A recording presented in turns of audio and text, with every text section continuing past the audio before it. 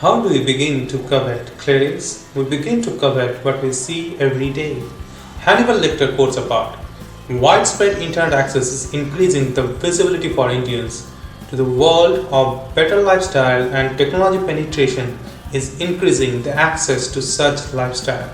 According to World Economic Forum report on future of consumption in fast-growing consumer markets, Indian consumer market is expected to be a $6 trillion opportunity by 2030. A young population of 1.4 billion with a median age of 31, youngest in the world. A desire created for better lifestyle with increased visibility can convert to increased consumption with the support of better access and affordability. So let's talk about it. Contrary to the popular opinion, there is no population explosion in India. In fact, the birth rate has been decreasing consistently for decades. The fertility rate decreased from nearly 6 per woman in 1960s to 2 and expected to stabilize in that region. Now, the number of births per year increased from around 19 million in 1960s to 28 million till 2008-2010 and seems to have a decreasing trend after that. Now let's talk about the composition of population. We can see from the graph that the population is aging, and this is graph by the data from World Bank. The Economic Survey 2019 reads India is set to witness a sharp slowdown in population growth in the next 2 decades. Although the country as a whole will enjoy the demographic dividend phase, some states will start transitioning to an aging society by the 2030s. India is quickly getting urbanized. World Bank projections makes it very clear. The World Economic Forum projects that the rural population share will shrink rapidly. Many technology adoption in India has leapfrogged. For example, healthy mobile adoption happened in India before widespread landline adoption.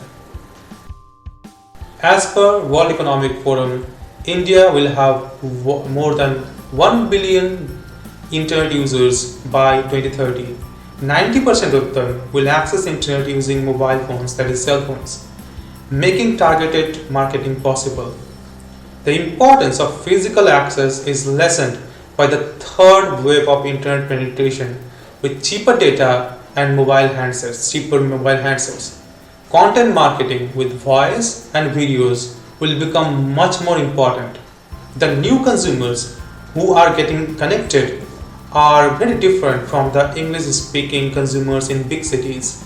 They will prefer vernacular content with highly localized taste in products and services. As per World Economic Forum data, the top 40 cities will have a $1.5 trillion consumer market opportunity. That is the 25% of total $6 trillion opportunity. Now, the thousands of small urban towns will have a $1.2 trillion consumer market opportunity. That is 20% of the total. Now, the rest is the developed rural opportunity, which depends on the improvement in the physical and digital access. Now, we understand that simply getting connected is not enough. We cannot ignore the question of affordability.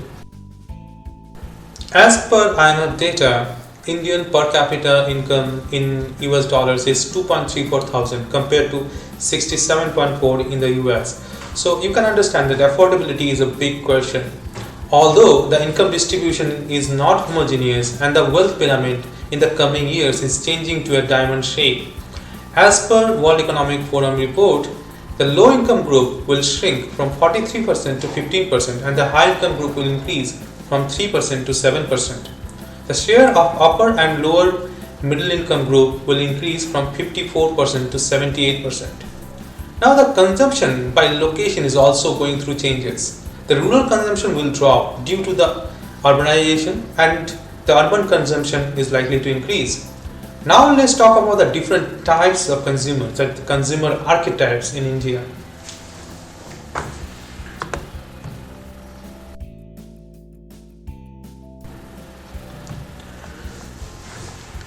The World Economic Forum report shows 7 different consumer archetypes: sophisticated rich, conservative rich, connected aspirants, young and savvy, middle India, poor dreamers, and poor rural. The sophisticated rich constitute 7% of the population now, and their average age is 35. They are well educated, high income, tech savvy millennials. 95% of them own smartphones. The conservative rich constitute 4% of the population. Their average age is 49. They are older, less educated, and more traditional. They are largely offline, and only 15% of them own smartphones. The connected aspirants, they are 15% of the population today, and their average age is 39, low income but online and well educated. 95% of them own smartphones. The young and savvy, they constitute 11% of the population. Their average age is 21. 1990s, they are 1990s millennials. 70% of them are online. 65% own smartphones. The middle India, they constitute 19% of the population today, and their average age is 47. They're older, less educated than connected aspirants, and largely offline. Only 10% of them own smartphones. The poor dreamers constitute 14% of the population. Their average age is 41. Nearly all are offline and relatively uneducated. They are the most materially ambitious type, but only 10% of them own smartphones.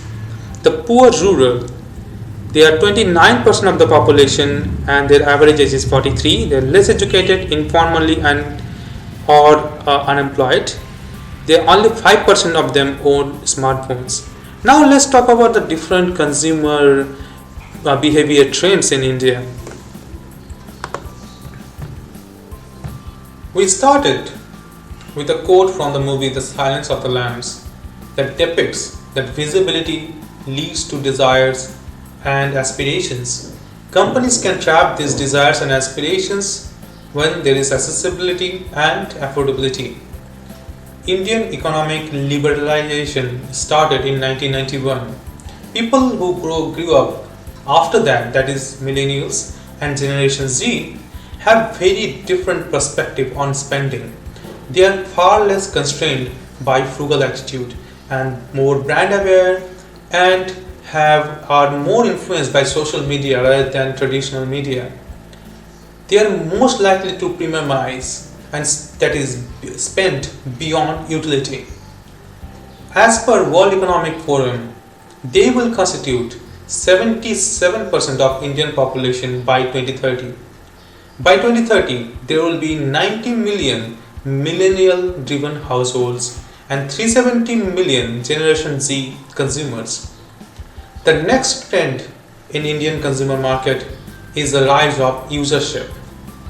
The tech-enabled services such as vehicle sharing and rental, service aggregators, etc., the subscription model, etc., has enabled the consumers to consume without investing on assets.